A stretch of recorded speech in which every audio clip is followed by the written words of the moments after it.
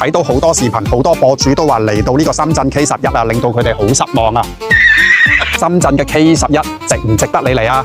先講結論，如果你喜歡藝術嘅，你喜歡花花草草啊，又喜歡望海，亦都 enjoy 慢活嘅生活嘅呢，咁就值得你嚟啦。但係如果你中意人流多啊，又中意 shopping 啊，咁就未必值得你嚟啦。哇！呢個 K11大到不得了，由室內行到室外，最快都可能要個零鐘。咁仲有好多層，頭先都未行晒啊！當然啦，好多商家未入住啦，裏面仲有好多吉鋪咁樣嘅。如果你期待嚟到呢度買嘢啊，有好多人流啊，咁呢度就有機會令你失望啦。我見到其實入住率都未算好高啊，呢度俾我嘅感覺好似係一個度假嘅地方啦，係一個好休閒嘅地方啦，唔係一種商業區啊、鬧市啊、旺區咁嘅感覺。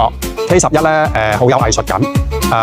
無奈呢個世界呢，如果你商業再加藝術呢，咁大嘅空間其實真係好難做得好嘅，所以如果不能夠喺短時間之內引入更加多商家喺度進駐呢，呢個商場咁大就會俾人一種好空虛嘅感覺咯，未必可以長時間有好大嘅人流喺度流動咯。深圳咁多大型商場仲唔夠你 shopping 咩？感受下慢活，感受下超嘅感覺。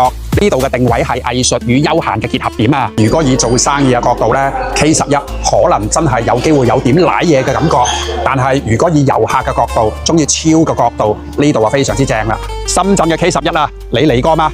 你對呢度有咩觀感啊？你會再嚟嗎？評論區同我分享下你嘅睇法啦！